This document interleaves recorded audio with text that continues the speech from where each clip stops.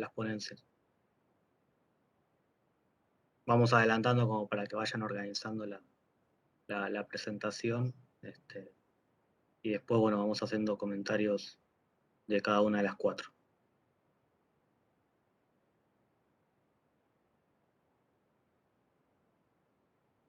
Decíamos, bueno, como decíamos al principio, bienvenidos, bienvenidas, bienvenides a esta segunda parte de la mesa 229, la economía popular, social y solidaria ante la pandemia del COVID-19, experiencias socioeconómicas alternativas en la Argentina reciente, trabajo asociado, organización socioproductiva y acción colectiva ante las transformaciones del mundo del trabajo, en la jornada de sociología del 2021, una instancia colectiva que generamos desde el Observatorio de Economía Popular, Social y Solidaria y el Observatorio Social de Empresas Recuperadas, OSERA, digo bien.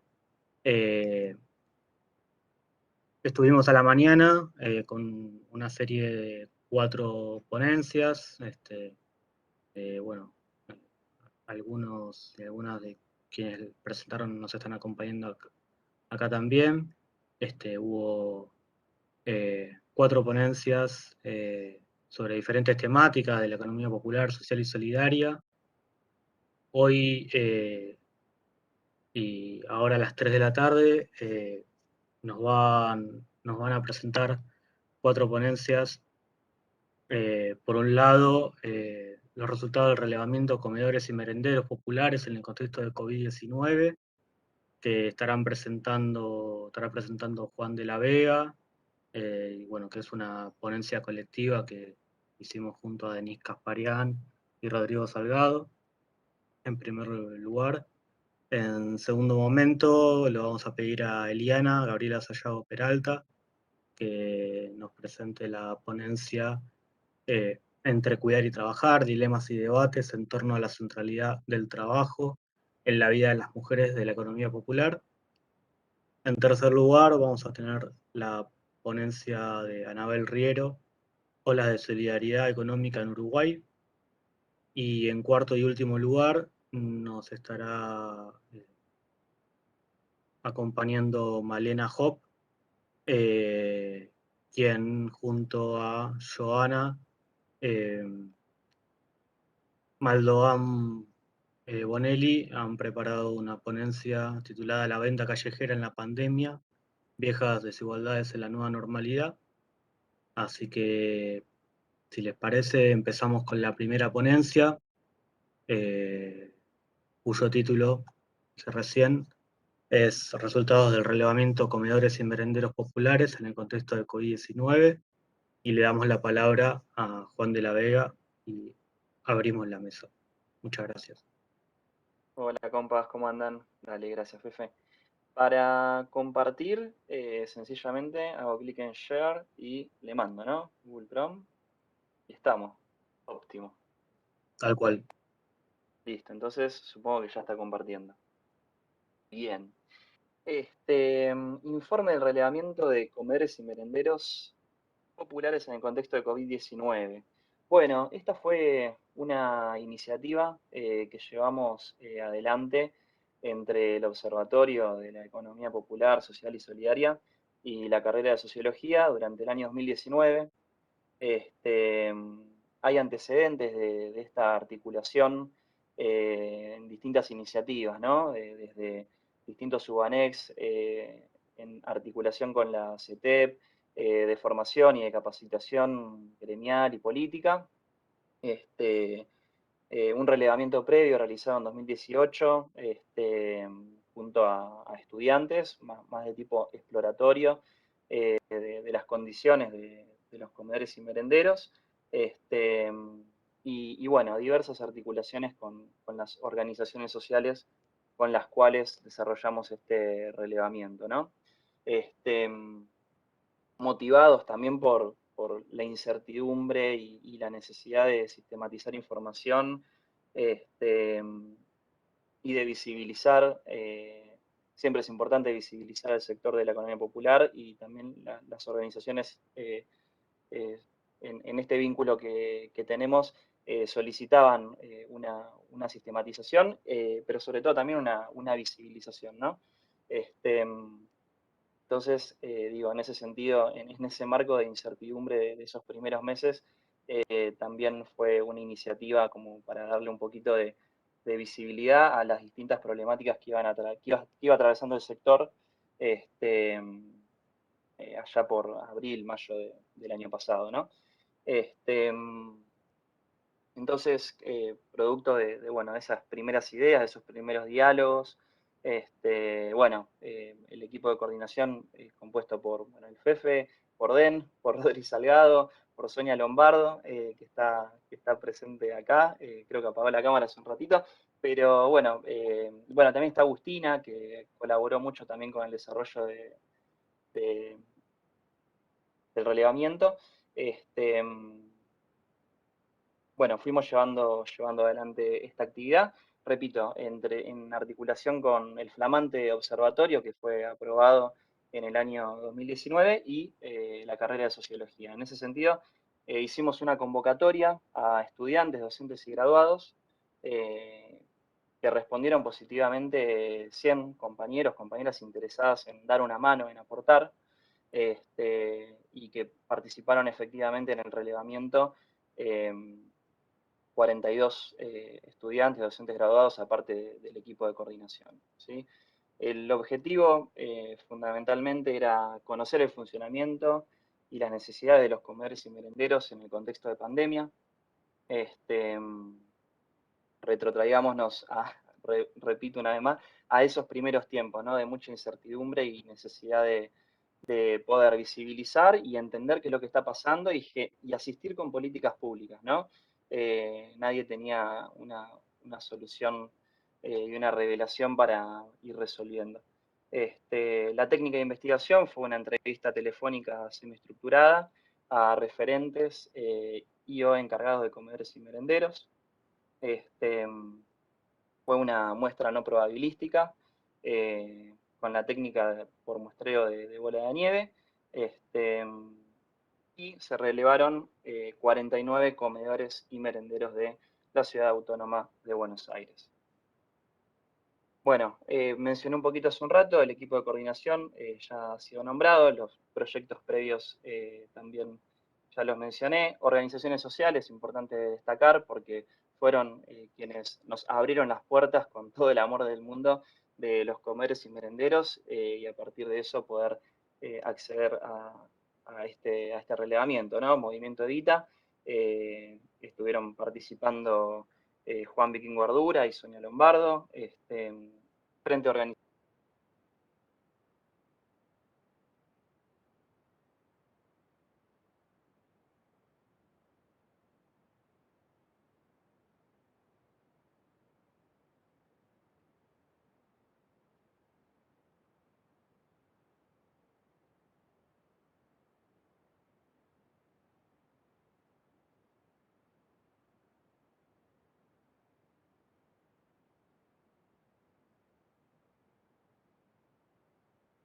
Cristaui aportando muchísimo en la cuestión de la prensa.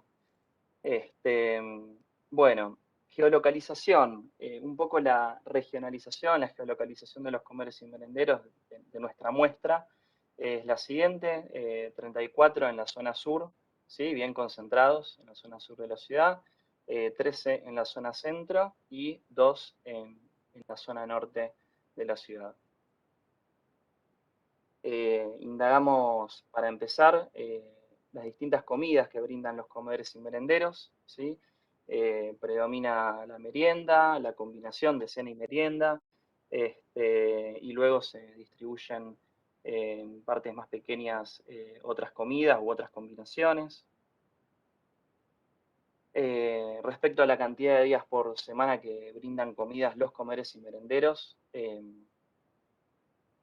la mayoría tiene, una gran mayoría, un 60%, tiene un nivel de intensidad alto, ¿sí? De 5 o 6 días por semana de ofrecer comidas a los compañeros y compañeras de los barrios populares. Luego, en menor intensidad, 3 y 4 días por semana y menos de 3 días por semana, un 10%. ¿Sí? Respecto a la cantidad de personas que concurren a retirar comida a los comedores y merenderos, y acá un paréntesis, la dinámica de los comedores y merenderos pre-pandemia era los compañeros y compañeras, vecinos, vecinas, yendo al comedor, sentándose, seguramente había turnos de distribución en la merienda, en el almuerzo, pero esa dinámica, esa logística se modificó para evitar concentración. Las familias iban a retirar raciones de comida, ¿sí? Entonces, en ese sentido, lo que nosotros indagamos, preguntamos y cuantificamos es cantidad de personas que concurren, ¿no? Donde una persona va a buscar para un grupo familiar que es numeroso, ¿sí? O sea que cada persona no equivale necesariamente a una ración, sino que cada persona son más raciones según el grupo familiar. ¿Está bien? Entonces, ahí pudimos notar que en el 33% de los comedores y merenderos iban a retirar viandas hasta 50 personas, en el 37% de los merenderos entre 51 y 150 personas, y en el 24% de los merenderos ya iban a retirar entre 151 y 500 personas, ¿sí? Estas personas que van a retirar las raciones de comida son fundamentalmente mujeres adultas, ¿sí? Bueno, registrando acá eh, una tarea de cuidado asignada a, ¿no? Este, bueno, luego indagamos acerca de la lista de espera, ¿sí? ¿Qué es la lista de espera? La lista de espera es básicamente una lista que cada organización de comer y merendero tiene para las personas, para las familias que eh, por el momento no pueden satisfacer esa ración y esa demanda, ¿sí? Entonces, en ese sentido, nos manifestaron los referentes que en un 55% hay lista de espera. Eso quiere decir que hay una alta insatisfacción de la demanda, ¿no? Hay un 45% de demanda que no está siendo satisfecha. Luego indagamos en torno a la fuente de obtención de alimentos e insumos. Acá podemos notar con claridad cómo la organización social es preponderante, luego las donaciones de vecinos, luego aportes de los propios trabajadores, luego programas del gobierno de la ciudad y del gobierno nacional. Dos cositas acá. Bueno, la preponderancia de la organización social que puede tener de alguna manera solapada la participación de gobierno de la ciudad y gobierno nacional, ¿sí? Porque en definitiva la organización social al mediar es lo más visible para los compañeros y compañeras referentes, pero tal vez hay algo ahí del aporte del gobierno nacional o de la ciudad que queda un poco corrido, para tener en cuenta nomás. Y después, muy importante, el aporte de los vecinos, ¿sí? En términos de donaciones, la gran participación que hay de los compañeros y compañeras que circundan cada comer y merendero y el aporte de los propios trabajadores, ¿no? Del propio salario. Bueno, respecto a la pregunta de si la ayuda es suficiente, capaz se puede ampliar la pantalla. A ver, sí, eso se puede hacer, ¿no? Ahí con presentar, Voy a ves poder que presentar, sí. exactamente. Yo soy millennial, pero... ahí está. Bien. No, pará, era la anterior. Listo. La ayuda que recibe el comer. Bueno, y a esta pregunta, les compas referentes nos dicen con claridad que no está satisfecha la demanda. Digo, aporte de la ciudad, aporte de nación, aporte de vecinos, aporte de los propios trabajadores, todo eso no alcanza para satisfacer la demanda de los comedores y merenderos. Luego, el comedor o merendero cuenta con herramientas o utensilios suficientes para desarrollar su trabajo. Acá nos manifestaban poco en contraste con la respuesta anterior, que era un no rotundo, un no un poco más leve, pero que todavía hacen falta herramientas y utensilios de trabajo, ¿sí? En este sentido, también es importante destacar que no hay política, o por lo menos al momento de inicio de la pandemia, no había política pública direccionada a la satisfacción de demandas y de necesidades respecto a utensilios y herramientas, ¿sí? Por lo general, nos comentaban los referentes que provenían de los aportes propios, de donaciones, y bueno, de la solidaridad del barrio y de todo lo que pueda gestionar la organización social, claramente. Bueno, en relación al acceso a los servicios públicos, ¿no? También indagamos respecto a esto. El 62% tienen medidor de luz, el 38% no cuentan con medidor de luz, el 92% tienen acceso a agua corriente, el 8% no es así.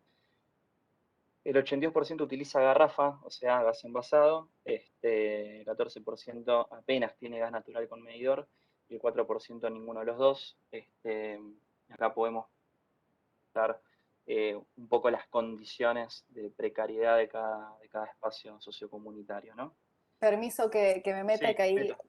quedó Sí, un sí. error en el gráfico de Sí, respecto al medidor de la luz, es al revés. El 62 no tiene medidor de luz. Ahí quedó como al revés. perfecto. Eh, bien. Respecto a la cantidad de personas que trabajan en comedores y merenderos, tenemos que modificar la diapo. La voy a modificar ahora cuando terminemos, así ya queda. Respecto a la cantidad de trabajadores en comedores y merenderos, en el 52% trabajan hasta 10 personas, poniendo énfasis acá en que son unidades muy pequeñas, ¿sí? En el 44% entre 11 y 50 personas, ¿sí? Y solamente en un 4% son unidades bastante más grandes, participando del trabajo y de la gestión del comer y merendero, más de 50 personas. Yo estoy por los 14 minutos, entiendo que la presentación es de 20. Bueno, un comentario respecto a la composición de género de los planteles laborales. La gran mayoría son mujeres, hay una minoría, 20% de varones, y hay un porcentaje más pequeño de participación de trans, travestis u otras opciones de género no binarias. Acá una mención a la concentración en las mujeres de la gran mayoría de las tareas, y por ahí destacar, ¿sí?, que la tarea de los varones tiene que ver más con la logística y con reemplazos hacia las compañeras que trabajan en los comercios y merenderos. Entonces ahí hay una clara feminización de la tarea del cuidado.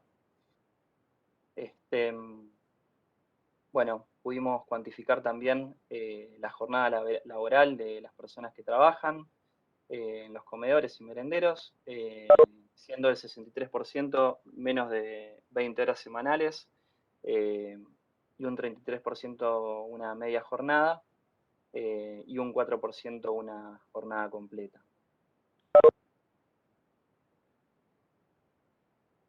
Respecto a si perciben un ingreso por el trabajo, hay un 55% que sí percibe ingreso, por lo general en forma de plan social, un 29% que no recibe, y recién un 16% que todo el plantel de trabajo, todo el equipo de trabajo como un merendero percibe un ingreso, ¿sí?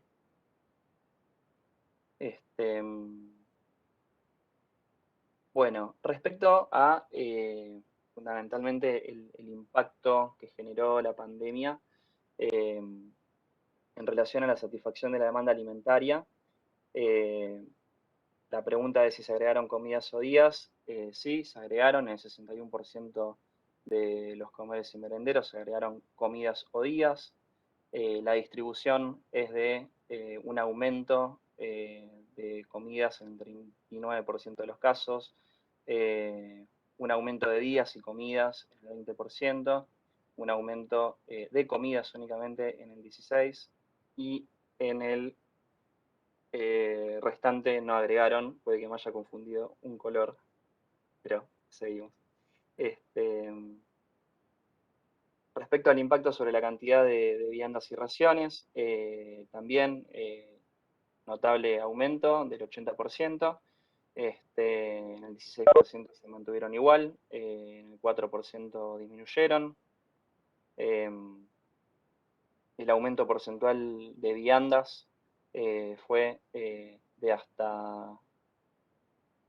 En el 31% está dividido en tercios, ¿sí? El aumento de las viandas está dividido en tercios, hasta un 50% en un tercio, en el segundo tercio entre 50 y 100, y en el último tercio más que duplicó el aumento porcentual de las viandas, ¿sí?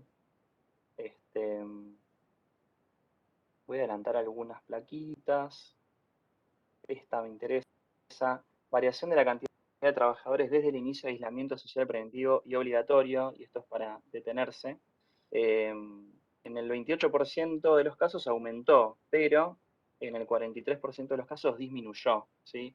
Es decir, aumenta la demanda de manera muy importante, pero la cantidad de trabajadores disminuye porque había compañeros que eran población de riesgo, compañeros y compañeras que se iban contagiando. Entonces, se tuvo que afrontar ese aumento de demanda con una disminución muy importante de los trabajadores. En relación a, bueno, cuestiones de seguridad e higiene, la gran mayoría contó con protocolo de COVID. El protocolo surgió fundamentalmente del merendero, de la organización social, y luego en menor parte mencionan al gobierno y al gobierno nacional, ¿sí?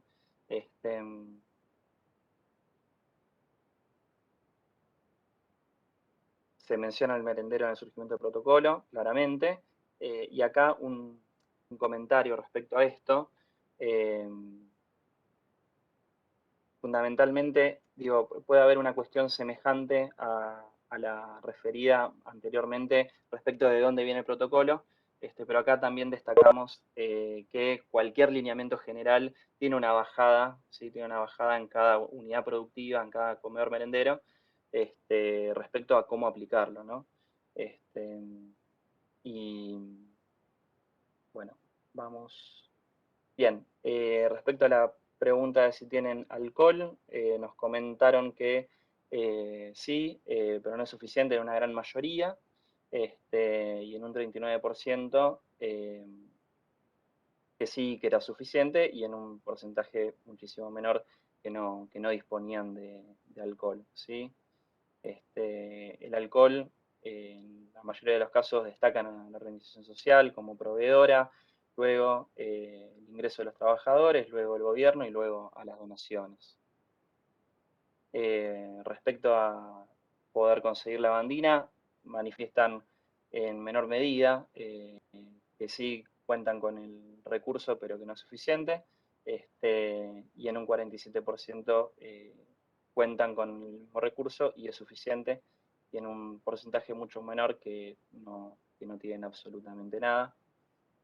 Lo mismo, se repite la tendencia de cómo consiguen la lavandina, la organización social, el ingreso de los trabajadores, gobiernos y donaciones.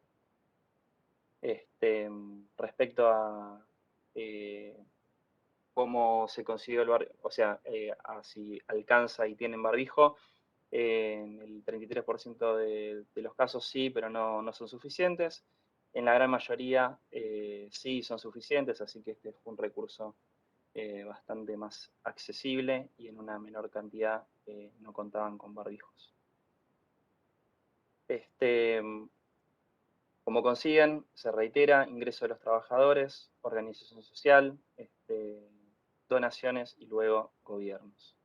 la preponderancia fundamentalmente de la organización y de los ingresos de los trabajadores. En ese sentido, poner énfasis a que el proceso de organización de trabajo tuvo muchas modificaciones para poder sostener la tarea esencial de brindar alimento en los barrios populares. Bueno, eso trajo modificaciones en la gestión del trabajo a partir de una utilización generalizada de alcohol, barbijo, lavandina y guantes, a partir de el cambio en cómo se entrega la comida, ya no es más una comida presencial y sentados en la mesa, sino una distribución en la vereda o en los domicilios, o sí, exactamente, una entrega de alimento en la vereda.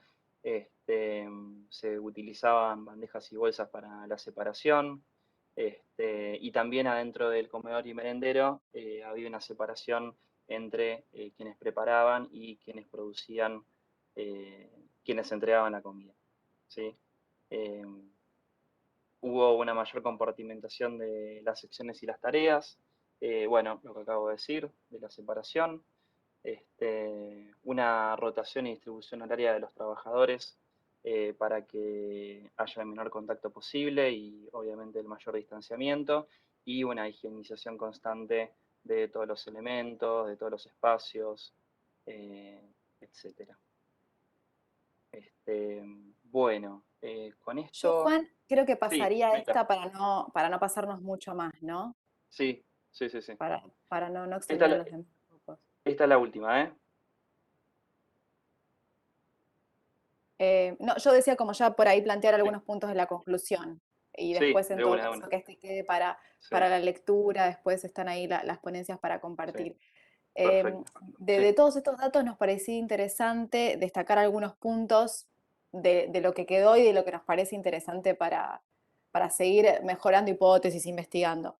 En primer lugar, ese dato que Juan remarcaba, que mientras que aumentó la demanda de asistencia alimentaria, bajó la cantidad de trabajadores en estos espacios. Esto muestra una gran dificultad para poder satisfacer la demanda en un contexto de COVID, de aislamiento, cómo se desfasó la demanda y el trabajo.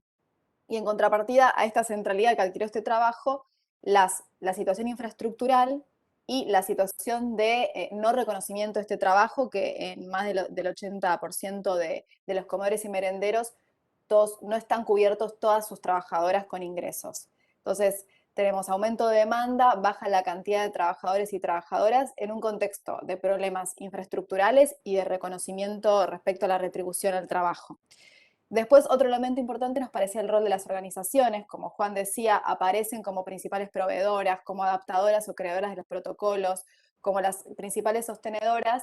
Nos parece importante seguir indagando en ese rol y esto también surgía en un montón de reuniones internas y de sistematización parcial de los resultados en los que participaron las organizaciones, colegas, la veo acá Mariana Hop, Joana, en las que pensábamos las organizaciones son centrales. ¿Y qué nos está diciendo que aparezcan mucho más que el Estado, a pesar de que el Estado está detrás de estas políticas públicas? Que hay que seguir indagando en el rol que tienen las organizaciones como mediadoras, las políticas públicas y como co-constructoras de esas políticas.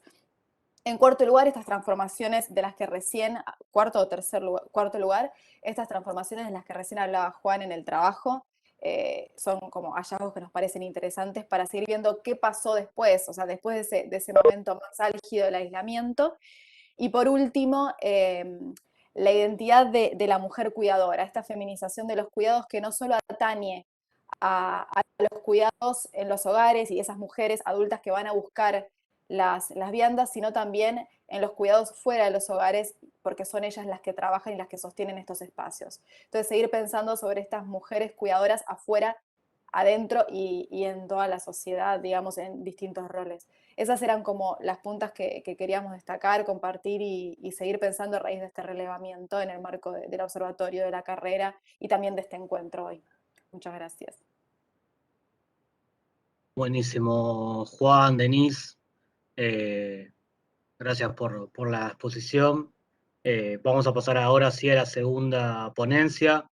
Reitero, una vez que se presenten todas, la idea es hacer un intercambio y algunos comentarios generales. Así que ahora le damos la palabra a Eliana Gabriela Sayago Peralta, que va a presentar la ponencia entre cuidar y trabajar, dilemas y debates en torno a la centralidad del trabajo en la vida de las mujeres de la economía popular.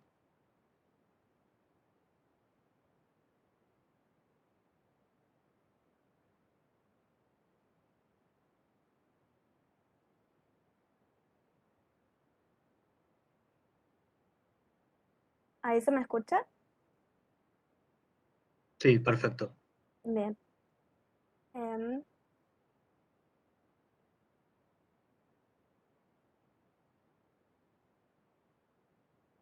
¿Se puede ver la pantalla también? Ahí es Se ve complicado. bien y para Sí, ampliar, fíjate dale, lo mismo que hasta. Juan, ahí.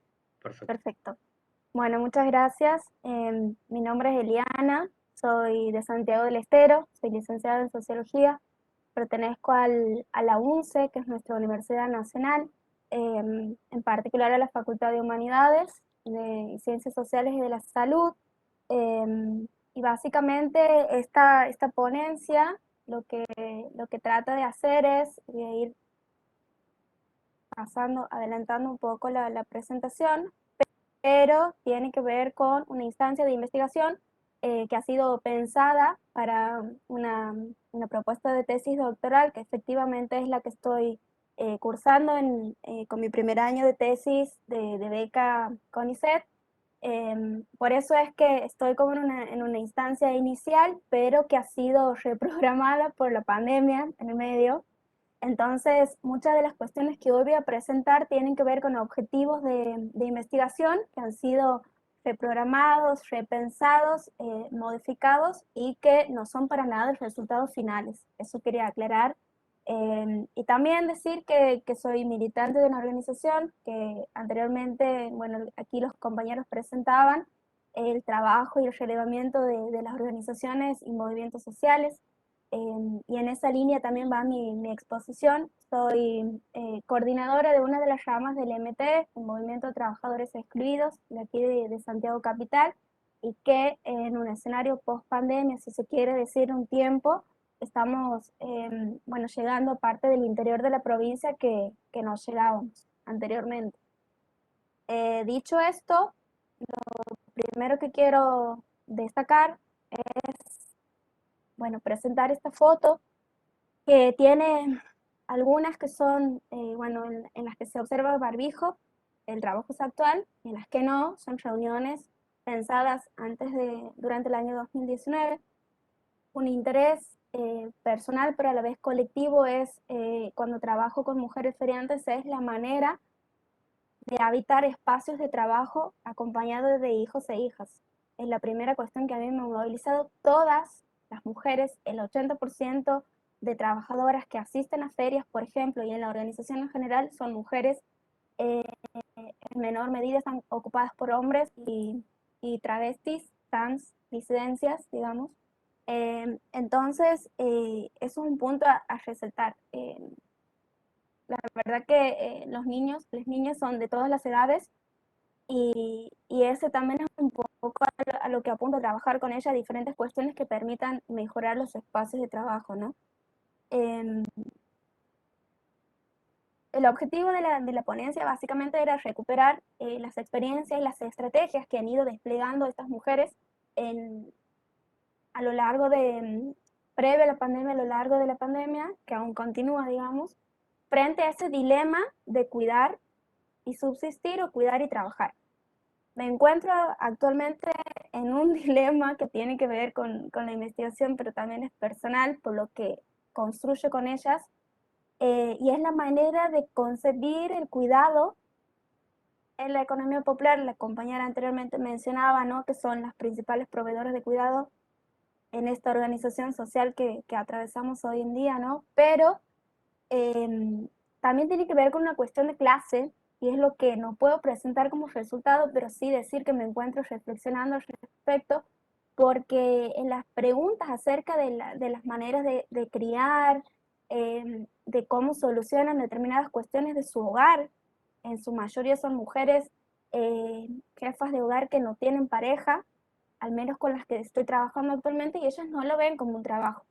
Asumen que esa crianza es parte de su cotidianidad por su responsabilidad, y ahí entra en juego una reflexividad que tiene que ver, bueno, trabajo para quiénes representa esto. Esa es una cuestión teórica que quizás la voy a ir saldando a lo largo de mi investigación, pero no quería dejar de decirlo en esta jornada, porque en particular se trata del sector de la economía popular, que es lo que indago. Y otro objetivo central tiene que ver con socializar un trabajo que también lo he hecho con una compañera que en su momento estaba en el mismo espacio, pero de la ciudad de Córdoba, y que encontrábamos muchas particularidades, en realidad similitudes, a pesar de estar en diferentes provincias, ¿no? Entonces, es lo que voy a compartir respecto a los protocolos que este sector organizativo de la economía popular ha propuesto en la pandemia. En relación a la metodología, bueno, es un estudio de caso puramente cualitativo, pero en el que me atrevo a posicionarme desde la etnografía feminista en la construcción de los datos. Bueno, algo también que no quería dejar de mencionar es que esto se trata de una insistencia también investigativa, porque en mi trabajo de tesis de la licenciatura no asumían mi tribunal evaluador que existía la economía popular. Me proponían que lo asuma como trabajo informal, como con otra denominación o uso de mercados segmentados, otra teoría, y no la economía popular, que para estos señores tribunales evaluadores no existía. Sobre todo se trataba de economistas. Entonces, desde el año 2017 que vengo intentando, no he bajado los brazos también por la plena convicción, ¿no? de militancia, pero también con este interés investigativo de que era lo correcto, y que hoy lo demuestra la realidad y la lucha del sector también, de que existe un sector, para la redundancia, que está emergiendo, y eso es lo que pretendo seguir acompañando estos procesos de organización, pero también investigando. En esto lo he mencionado.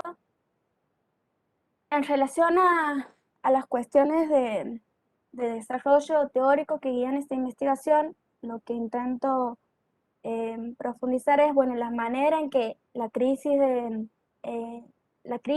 la manera de concebir el trabajo, ¿no? En esta nueva etapa industrial, si se quiere, en este capitalismo moderno, va ligado, se vincula con o agudiza la crisis social del cuidado, y a la vez confluyen con las transformaciones en los modos de ser familia.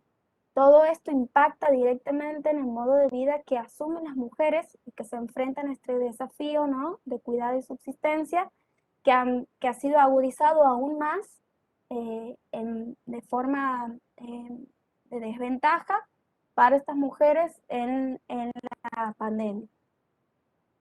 En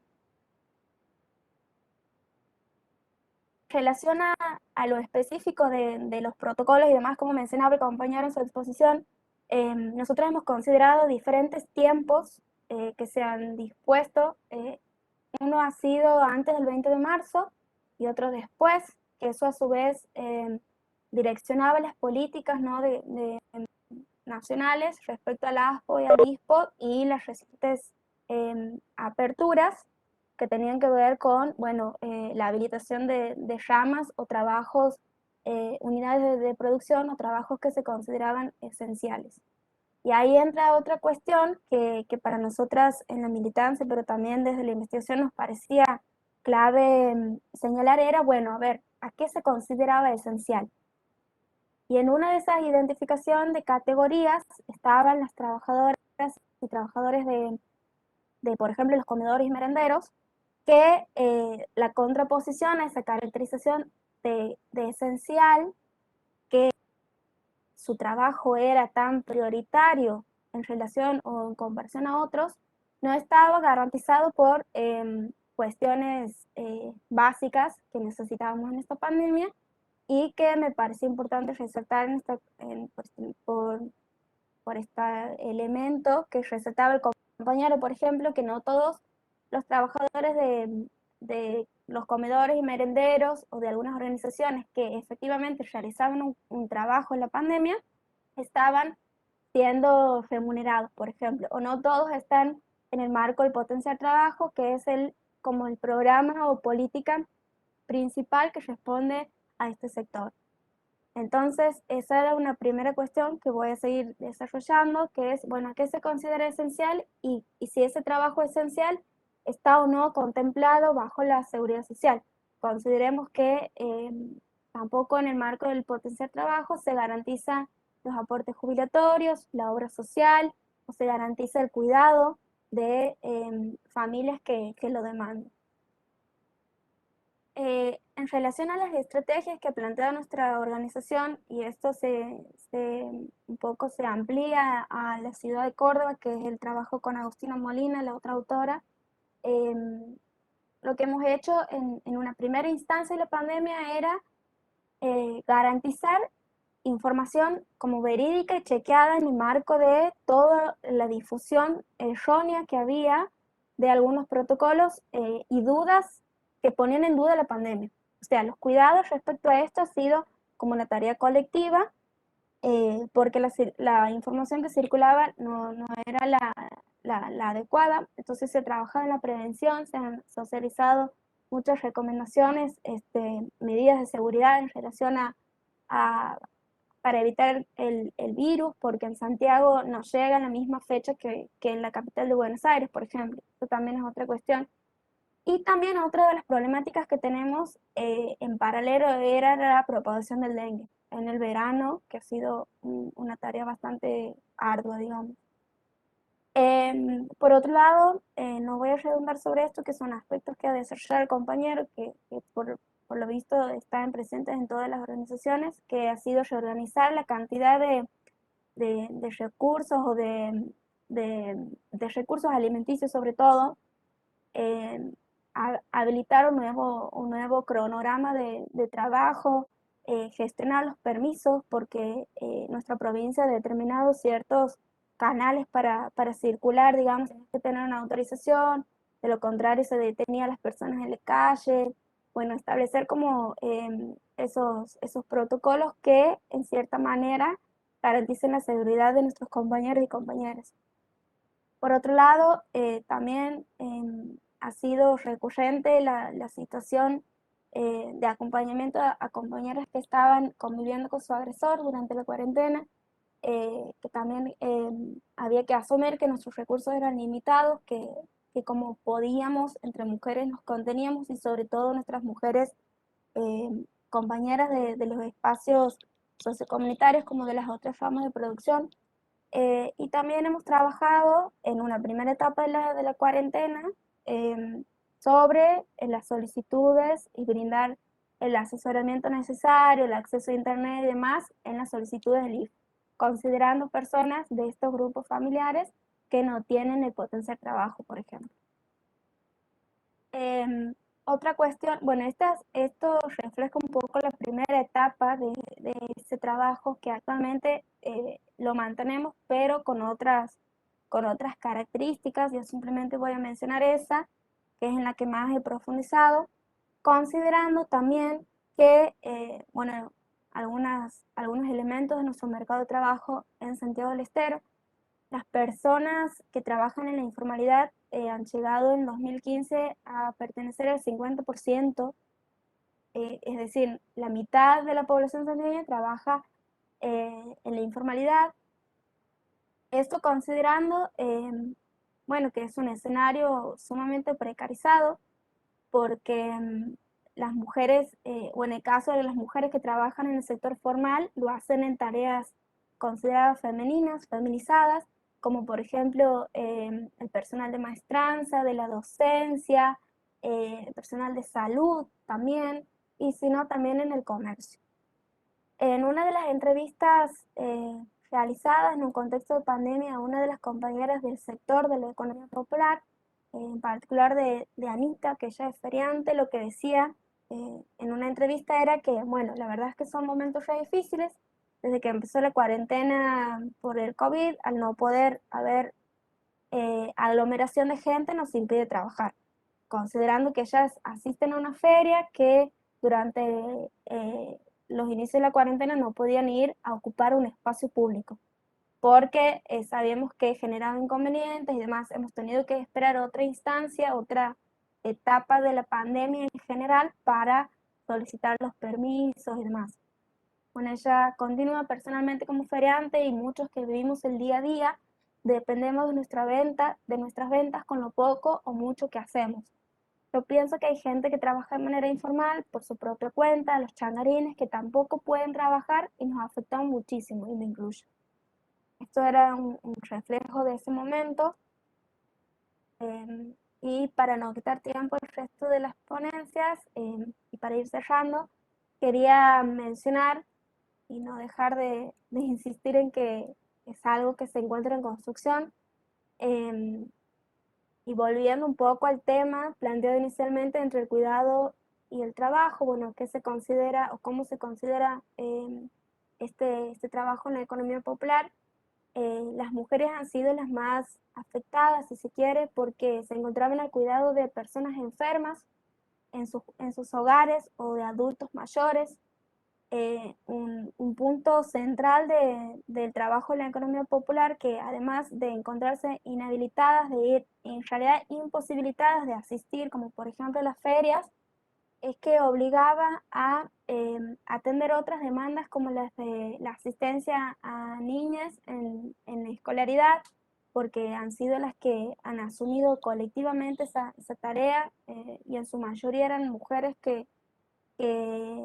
o sea, jefas de hogar que no se encuentran en pareja, por ende han afrontado eso en algunos barrios de manera colectiva, porque a pesar de las restricciones y de la no aglomeración, se juntaban a realizar esas tareas, digamos.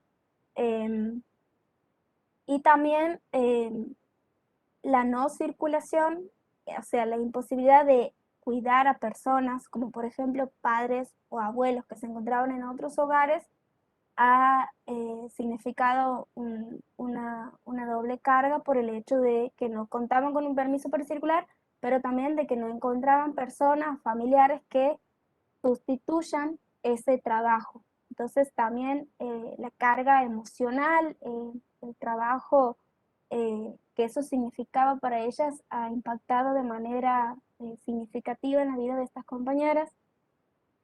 Y que claramente cuando nos decíamos en su momento quédate en casa, el quedarse en casa no significaba lo mismo dependiendo del sector social en el que te encuentres. Por ende, esto afectaba aún más la situación en la que se encontraban por la pérdida de ingresos, también porque, situando un ejemplo, hay compañeras que reciben el potencial trabajo, pero también tienen sus ingresos indirectos por su otra tarea, que es vender en la feria, por ejemplo. Y eso se ha visto, bueno, interrumpido, por ende las condiciones económicas, si se quiere, o los ingresos también han sido afectados. Y para cerrar, lo que sí quiero seguir indagando es los modos en que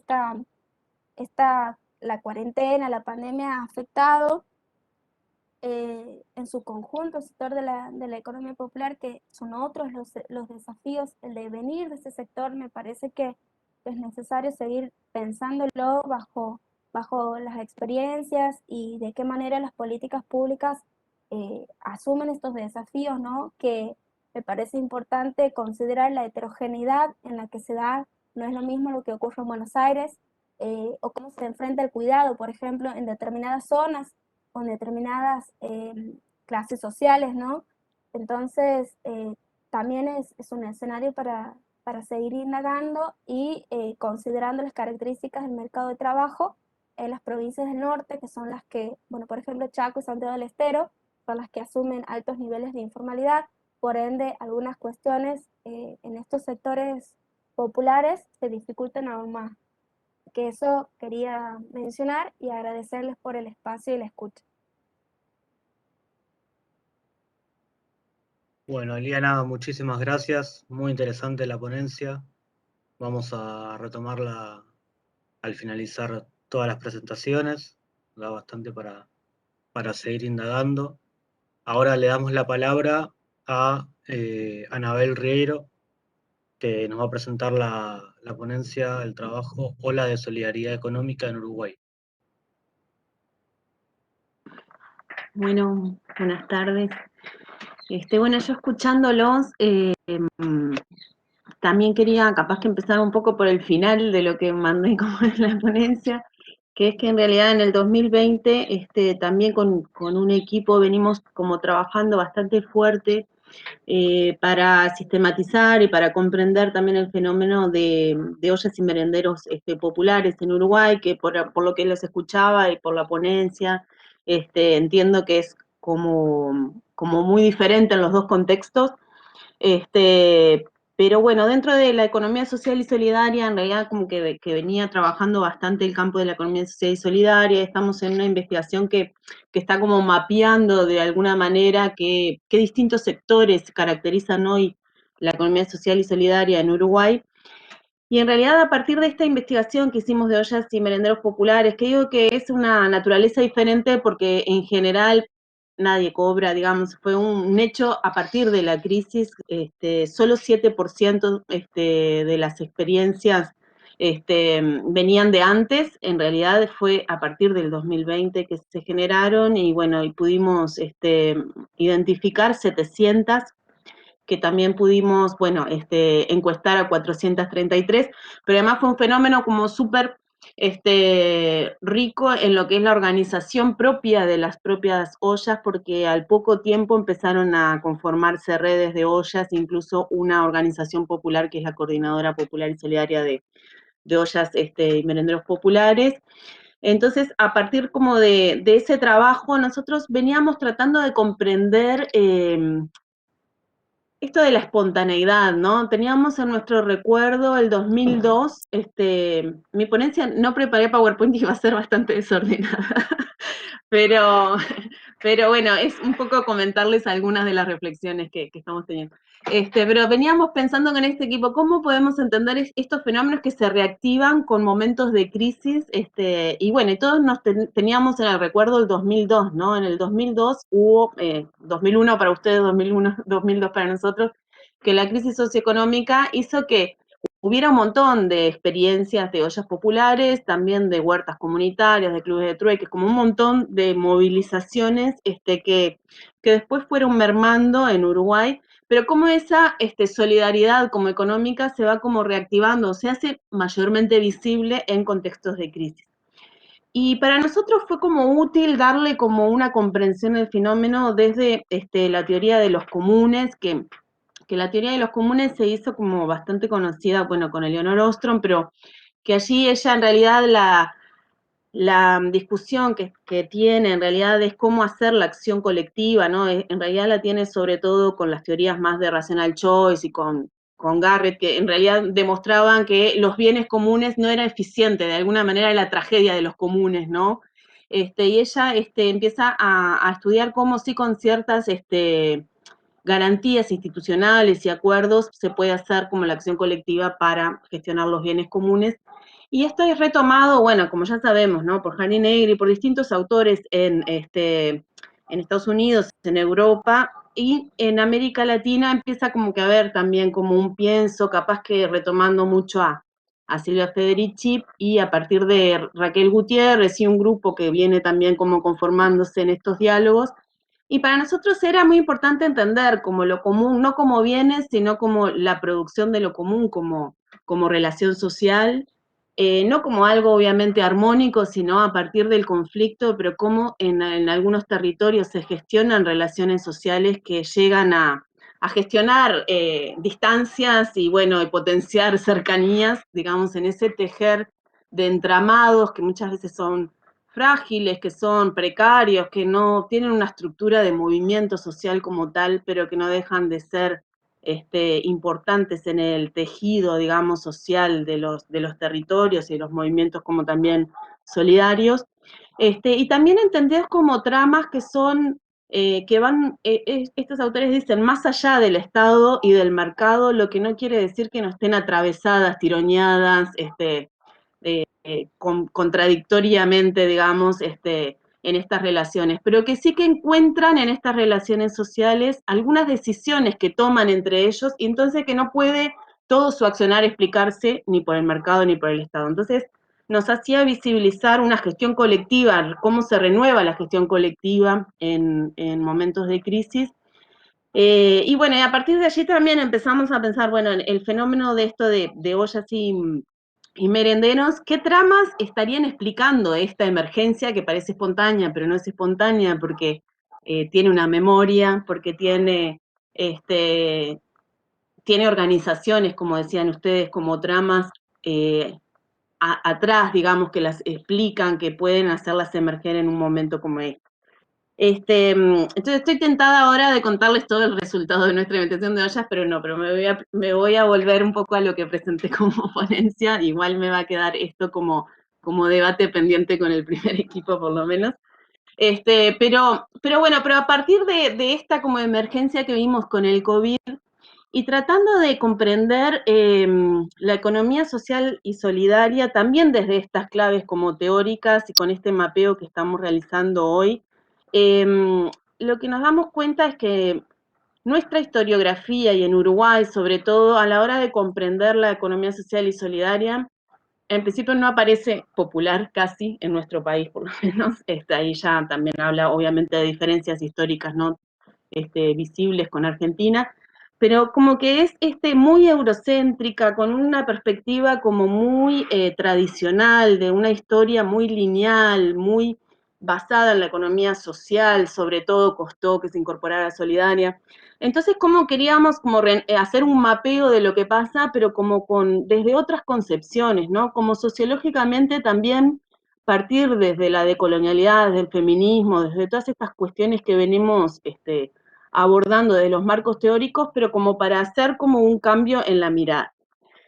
Y en este sentido, por eso la ponencia que les mandé no la hice publicable porque está en plena reelaboración, porque en realidad lo que quisimos hacer, lo que quise ir a hacer es como ver cómo las distintas experiencias hoy en Uruguay de economía social y solidaria encuentran contextos históricos bien específicos, contextos que de alguna manera al historizar nos permiten como comprender cómo hay afirmaciones singulares, digamos, con contextos y disputas que son bien singulares, que son bien contextuales, pero que después empiezan a haber como procesos que se mantienen a lo largo del tiempo, que obviamente tienen devenires diferentes, y que al final, hoy, cuando miramos la economía social y solidaria, no podemos comprender con una mirada que sea únicamente lineal y que organice como en sectores como si todo estuviera pasando nada más con un tiempo como presente, sino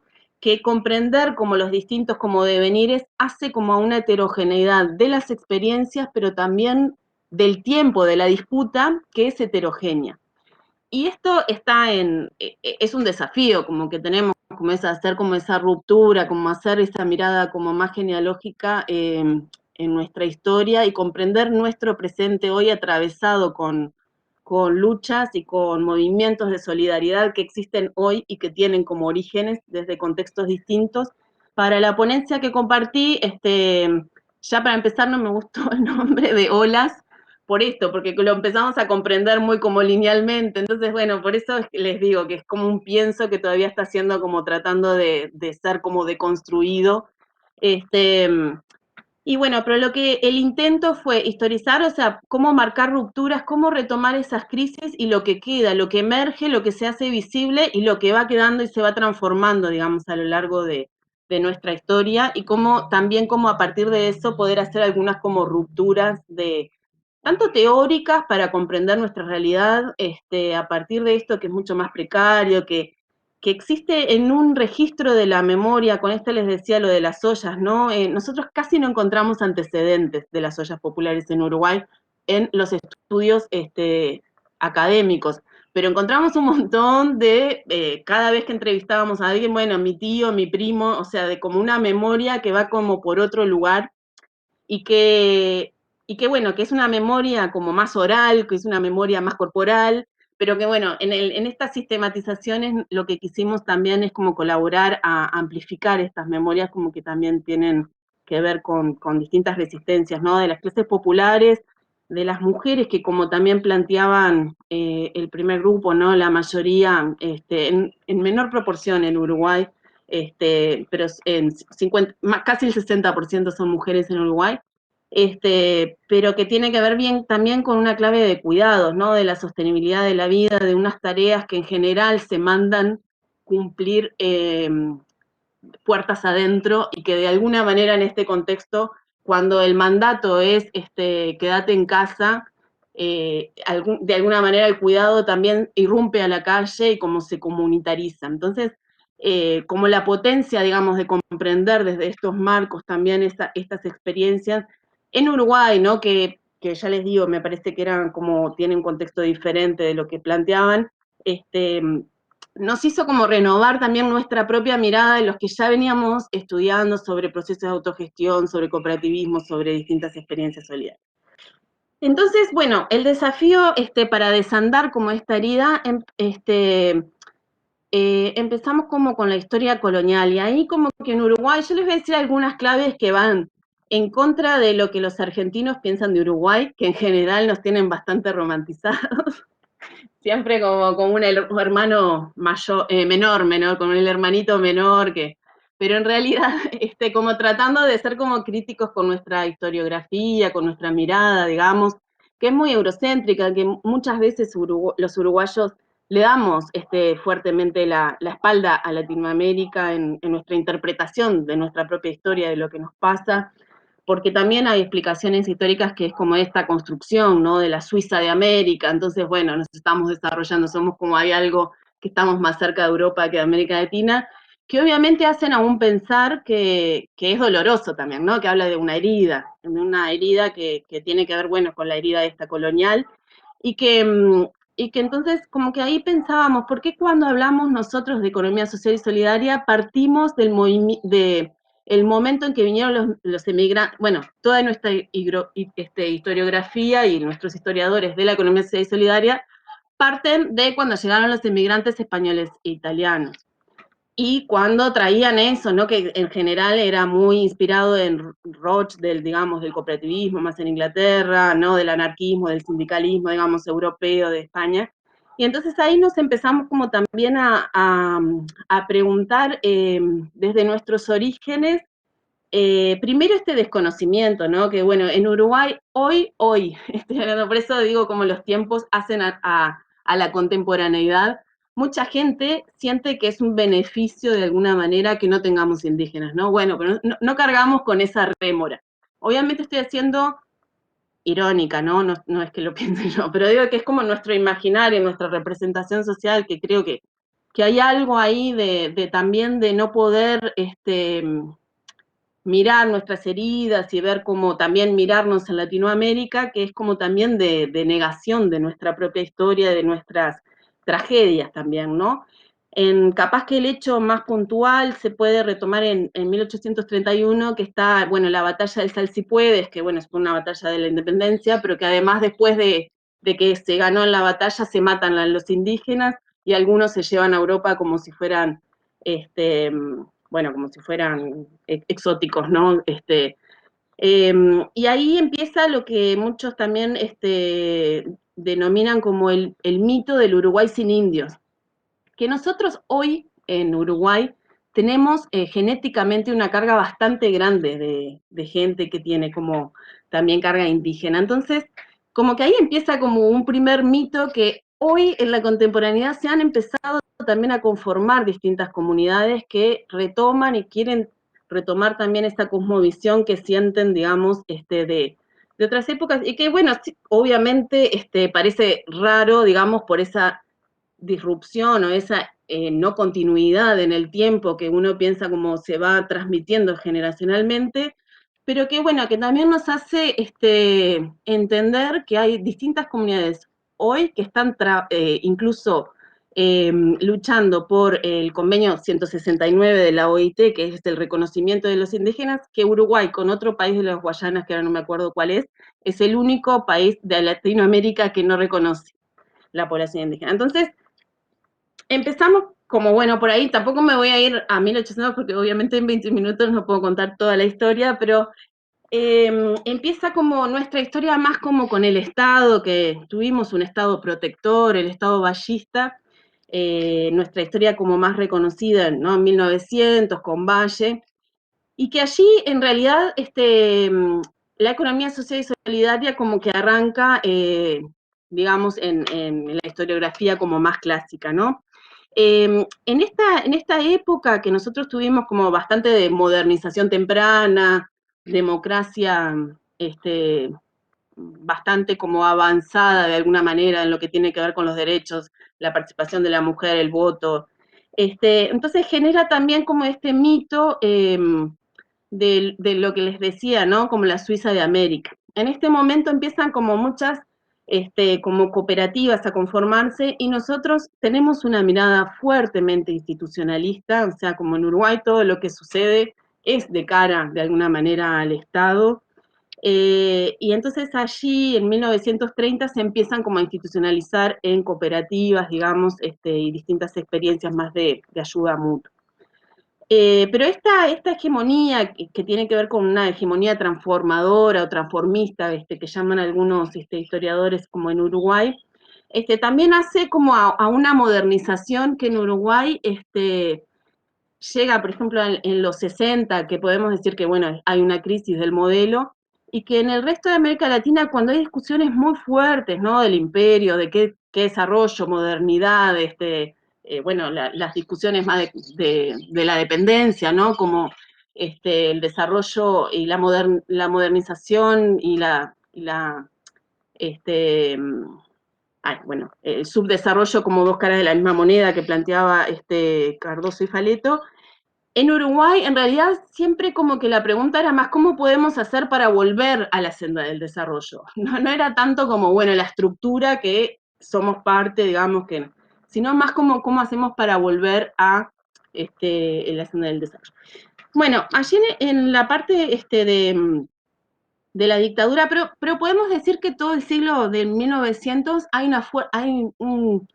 una constante conformación de cooperativas, de ayuda, de apoyo mutuo, ¿no? Que viene de estos sectores, sobre todo de los inmigrantes, de italianos, españoles, de origen como más sindical, anarquista, y que en realidad cuando sucede como la dictadura, tenemos, por ejemplo, uno de los sectores como mayormente conocidos es, por ejemplo, la vivienda por ayuda mutua, ¿no? FUCBA, que es una de las organizaciones como más conocidas, y que hay como varias investigaciones como en la dictadura, que bueno, obviamente no había condiciones de hacer asambleas, ni el vivir, digamos, en cooperativas como que implicaba, digamos, como una transmisión de información que fue generando, incluso nosotros tuvimos la dictadura de 73 al 85, y en el 80 hay como una especie de plebiscito para defender la propiedad colectiva, que querían pasarla para propiedad horizontal. Entonces, en plena dictadura, también las federaciones, digamos, del cooperativismo de ayuda mutua logra movilizar gente, votar, digamos, que dicen que un poco a partir de eso también que se va también llevando, digamos, como una conciencia que también permite, bueno, en el 85 también la salida democrática, y que cuando salimos en el 90, bueno, se empieza a formar distintas como federaciones, o sea, toda la organización de segundo grado, de tercer grado también, nosotros decimos la primavera democrática, que tenemos la confederación, digamos, de cooperativismo, que es la confederación de tercer grado de las federaciones, y empiezan como a haber más como organización, ¿no? De distintos niveles, siempre a partir como de lo que podríamos llamar como economía social. O sea, que es más como el cooperativismo, lo más institucionalizado, ¿no? Nosotros lo que partimos es también allí en el 90 para nosotros hubo un movimiento muy fuerte contra las privatizaciones que hizo parte del movimiento estudiantil, también nuestra izquierda, los partidos de izquierda, el cooperativismo, el sindicalismo, que a diferencia también capaz que con Argentina, que lograron revertirse o pararse varias de las privatizaciones como de los varios servicios. Pero bueno, en el 2002, cuando llegamos como a esta crisis, empiezan a conformarse como muchas otras organizaciones que escapan un poco a lo que puede ser la economía social en términos más formalizados o institucionalizados. Entonces, ahí encontramos también como un pico bueno, que yo les decía hoy, ¿no? Que había, bueno, clubes de trueque, un montón de distintas experiencias que después empiezan a canalizarse por distintas organizaciones. Por ejemplo, en el 2005 encontramos la red de agroecología, encontramos también la conformación de la coordinadora de economía solidaria, o sea, como que empiezan también, si bien no son historias lineales, como que parte de eso que parece que solo pasó en el 2002 o el 2003 y después desaparece, lo que nosotros vemos es que esas historias así de potencia como colectiva también inspiran a que se conformen también distintas como organizaciones que después siguen como en el tiempo. Y ahí hay como una inspiración en estos grupos que aparecen desde el 2000 a, podemos decir, al 2020, que tienen como, que retoman muchas claves del Foro Social Mundial, o sea, del otro mundo que es posible, ¿no? Que no tienen claves, que tienen claves, formas organizativas capaz que más rizomáticas. Encontramos, por ejemplo, la red de semillas nativas, bueno, les decía, la red de agroecología, la coordinadora, o sea, como que tienen estructuras que son más territoriales y más descentralizadas, a diferencia capaz que con el sector de la economía social o el cooperativismo, digamos, como más institucionalizado en esta historia que les contaba. Y bueno, encontramos en el 2020 esto que les decía, ¿no? Ya con el COVID, una nueva como ola, pero que no me gusta la ola, pero no encontré todavía la palabra adecuada, pero bueno, una emergencia, digamos, un contexto que hace esta nueva emergencia de solidaridad de distintas experiencias. Y nosotros lo que, no sé, lo que nos gustaría capaz que traer, a mí me gustaría traer para el debate, es cómo estas, si nosotros mapeamos, porque obviamente sigue el cooperativismo como más clásico, obviamente con distintas heterogeneidades, ¿no? El cooperativismo más clásico en Uruguay, obvié decirlo porque, bueno, pero como todos son argentinos no tienen por qué saberlo, que en realidad cuando viene el periodo progresista del 2005 al 2020, se conforma mucha institucionalidad, mucha política pública en apoyo al cooperativismo, y el cooperativismo se triplica.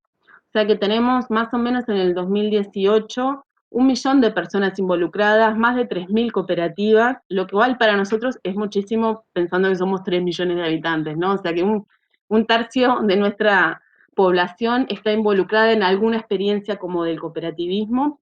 Y esto se le suma, bueno, todo esto que les decía de las otras organizaciones, ¿no? La red de agroecología, todo lo que tiene que ver con los nuevos movimientos también como feministas, ¿no? Que hay, por ejemplo, ferias feministas, como distintos movimientos que escapan a lo que es la economía social más clásica, como la forma de cooperativismo, pero que también empiezan a conformar este campo. Costó o cuesta todavía reconocer por la política pública, y que se suman en este contexto esta emergencia de merenderos y ollas populares que están canalizando como un montón de estos entramados, donde nosotros también estudiábamos esto, ¿no? Cómo las ollas y los merenderos conforman distintas organizaciones, pero también distintas alianzas con sectores sindicales, con sectores como de la economía como más tradicional. Entonces, un poco la ponencia así un poco desordenada, pero lo que quería como traer es que cómo repensar la economía, no como obviamente desde estas claves bueno, que marcan las fronteras como desde lo productivo, desde lo reproductivo, sino desde lo formalizado, lo informalizado, sino como más en esta clave de sostenibilidad de vida, de producción de lo común, de la defensa de la vida humana y no humana. Y ya termino. Perdón, sí. Perdón, porque no vi que... Por favor, dale. Perdón. Un poco como en esta tensión con el capital, ¿no? Entonces, como retomar esto y defender la heterogeneidad como una cuestión de las experiencias hoy y del tiempo y de la temporalidad que nos cruza y que nos constituye, ¿no? De las contradicciones. Así que dejo por acá, disculpa, que no sé ni qué de hora. No, por favor. En todo caso, hacemos después, ahora de la cuarta ponencia, hacemos una apuesta en común, la verdad muy interesante también para ir retomando y conectar con la experiencia argentina. Bueno, ahora sí vamos con la cuarta ponencia que presenta Malena Hopp, la venta callejera en la pandemia, viejas desigualdades en la nueva normalidad, coproducida con Joana Maldonado. Así que Malena, te dejo. Bueno, hola, ¿cómo andan? En primer lugar, bueno, Joana está coordinando otra mesa en las jornadas, así que, bueno, pide disculpas, pero no pudo estar.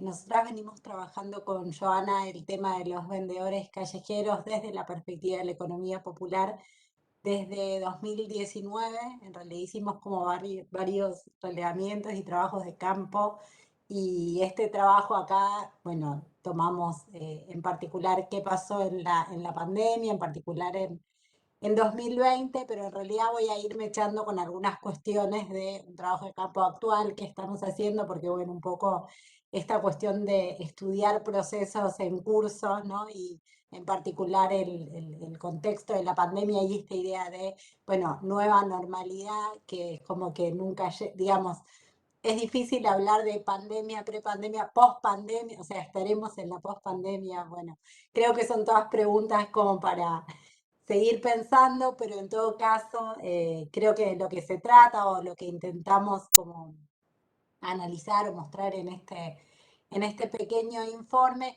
es que hay algunas cuestiones que tienen que ver con desigualdades sumamente naturalizadas, digamos, clásicas, entre comillas, por eso, digamos, viejas desigualdades que se reactualizan o se reconfiguran, pero que en realidad hay cuestiones que todavía, como ya planteaban en las presentaciones anteriores, son debates que nos tenemos que dar y que tienen que ver con, bueno, cómo poder definir, caracterizar y en definitiva reconocer y proteger a estos trabajadores y trabajadoras de la economía popular que, como ya mostraron, y yo voy a seguir en esa misma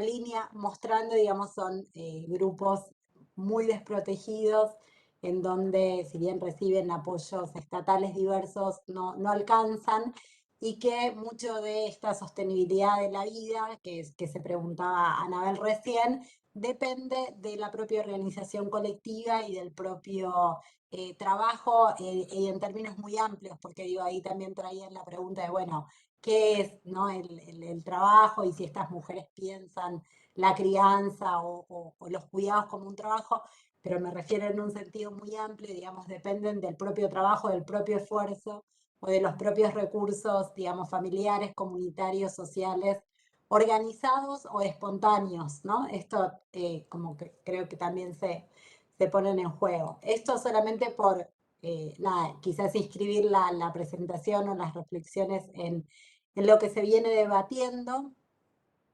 Bueno, creo que como ya se ha dicho muchas veces, la pandemia del COVID mostró nuevas expresiones y consecuencias de esta desprotección, de la desigualdad de las condiciones socioeconómicas y laborales de los trabajadores de la economía popular, que justamente no contaban con los recursos necesarios para afrontar la cuarentena, derivados, bueno, en gran medida en la situación de informalidad y de precariedad laboral en la que se encontraban.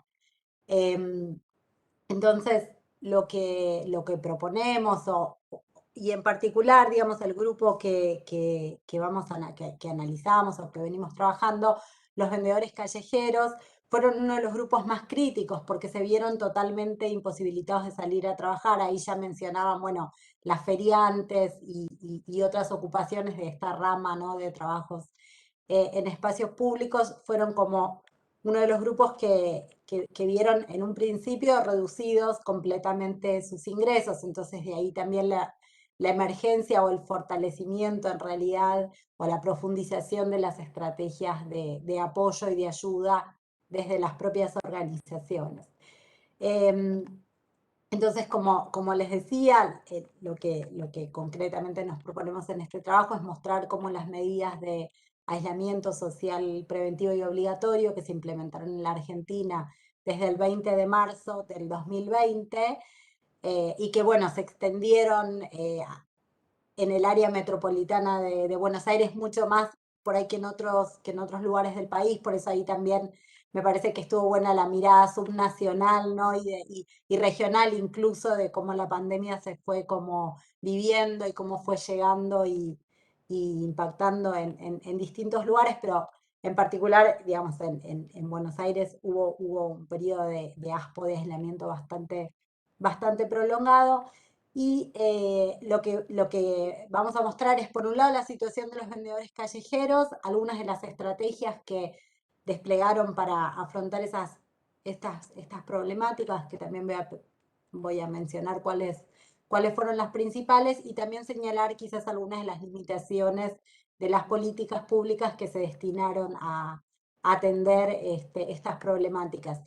El argumento principal, digamos, que sostenemos, lo que busca es problematizar el enfoque que se utiliza mayormente en las intervenciones estatales, que se sustenta en un conjunto de supuestos que sitúan a estos trabajadores y trabajadoras más bien en la categoría de asistidos, relegando su lugar, digamos, como sujetos laborales, como sujetos productivos, incluso a la economía popular como sector económico, actor económico y productivo, colocándolos en el espacio de la asistencia mucho más que del trabajo, y revalorizando y fortaleciendo las propias capacidades para dar respuesta a estos problemas que ya todas las presentaciones antes mostraron que existen, digamos, que son sumamente potentes, pero que se desarrollan en condiciones de suma precariedad y de suma desprotección. Entonces, este trabajo se basa, en primer lugar, en un relevamiento que hicimos entre noviembre y diciembre de 2019 de vendedores ambulantes de la ciudad de Buenos Aires. Esto lo hicimos en articulación con el Ministerio Público de la Defensa de la Ciudad, en particular del Programa de Trabajo y Economía Popular del Ministerio Público, y en un segundo momento hicimos un relevamiento también a través de entrevistas telefónicas, que fue ya durante la pandemia, para identificar estas problemáticas. No me voy a detener en caracterizar el sector, porque ya algunas cuestiones mencioné, y después allí en la ponencia, digamos, tienen un poquito más los detalles y tenemos varios trabajos de eso. Sí mencionar que la pandemia llega en un momento en donde, bueno, en un momento de crisis, digamos, de crisis, por un lado, como consecuencias de un modelo económico de la gestión, digamos, macrista previa, o sea, ya había una situación de crisis social económica previa, algunas cuestiones también estructurales, digamos, que arrastra la economía argentina, pero bueno, a esas condiciones se suma, ¿no? La pandemia, y en particular este grupo, la imposibilidad de salir a trabajar. En los días previos a la pandemia, a las medidas de aislamiento, para los vendedores y vendedoras callejeros de la ciudad, estuvieron signadas por una escalada de violencia muy importante de las fuerzas de seguridad, de los agentes del Ministerio de Ambiente y Espacio Público de la ciudad, que son los que se ocupan de la regulación de este grupo, que, bueno, esta escalada de violencia terminó en el fallecimiento de una vendedora que la atropellaron, ¿no? con un auto de policía. Entonces, digo, como ya era una situación de conflicto creciente, que un poco se cortó, digamos, por la pandemia, pero que no terminó, digamos, que hoy sí digamos, se dirime quizás en otros términos, y con una intervención como mucho más fuerte desde la organización, que ahí sí, por ahí está bueno mencionar que la organización con la que nosotros ahora estamos trabajando, que es Vendedores Ambulantes Independientes de ONCE, que es BAIO, creció muchísimo durante la pandemia, en parte para resolver o para atender todas estas problemáticas, pero también, digamos, un poco esta idea de que frente a la adversidad, frente a las dificultades, la organización crece, y la organización es lo que permite como salir adelante. Entonces, hoy por hoy están como teniendo acuerdos con el gobierno de la ciudad para establecer algunas zonas de ventas restringidas o limitadas, pero ahí la organización, digamos, tiene un rol muy importante. ¿Por qué? Porque lo que se juega como una necesidad principal para este grupo de trabajadores y trabajadoras de la economía popular es la posibilidad misma de ejercer su actividad, la posibilidad misma de salir a la calle. Primero fue por la pandemia, que con las medidas, digamos, el IFE y otras medidas de apoyo asistenciales, permitieron, digamos, quedarse en casa, pero ya hacia el mes de septiembre, octubre, empezaron a salir a trabajar porque ya estas medidas fueron mermando y además la situación ya se hacía como insostenible. Entonces, bueno, hay dos cosas, ¿no? Por un lado, la centralidad del apoyo estatal y por otro lado, bueno, la importancia de volver a mirar, volver a revisar cómo se definen estas actividades esenciales, qué grupos en ese entonces no fueron autorizados a salir a trabajar y cuáles otros no, y cómo la situación de informalidad en este caso jugó muy en contra de esa posibilidad. Pienso en, como contrapunto, los trabajadores de plataformas, de los deliveries tipo pedido ya, que sí podían salir a trabajar, ¿no? Y salir a la calle y contar con un permiso, pero sí, estos trabajadores querían organizarse y salir a hacer delivery de los productos que vendían en la calle, bueno, no tenían el permiso, ¿no? Entonces, digo, ahí me parece que hay también como una cuestión de un reconocimiento más, más amplio, más general del trabajo en la economía popular, que es necesario como poner, bueno, en debate, ¿no? Creo que esto es un tema también que se pone en juego con las trabajadoras de los comedores, que ya vimos que son esenciales para incluso la propia implementación de la política pública. Bueno, uno de los problemas que veíamos, o las cuestiones que veíamos en ese entonces, en el 2020, tenía que ver con la debilidad o con la reciente conformación de las organizaciones de representación del sector, que esto sí lo que vimos, siguiendo el proceso, fue que se revirtió bastante y que las organizaciones tuvieron, digamos, un crecimiento muy importante y un rol, digamos, bien central al momento de organizar esta salida de nuevo a la calle y esta salida a trabajar. Y después otra cuestión y otra dificultad, digamos, que fue muy importante, eran las principales necesidades, eran necesidades de alimentos y las dificultades para acceder a las políticas públicas, por dificultades de conectividad o de la gestión propia que fue online, digamos, virtual, de las prestaciones, pero también en muchos casos, porque al menos en el caso de la ciudad, los vendedores y vendedoras ambulantes tienen una proporción bastante alta de población migrante, entonces esta es también como una traba objetiva, digamos, de acceso, a una barrera de acceso a las políticas. Bueno, ya para cerrar y que tengamos aunque sea unos minutos para debatir, respecto de las medidas implementadas para atender a esta población, ya mencioné el ingreso familiar de emergencia, que fue una prestación que se dio 2 o 3 veces, pero por única vez, un monto de 10.000 pesos para cada familia.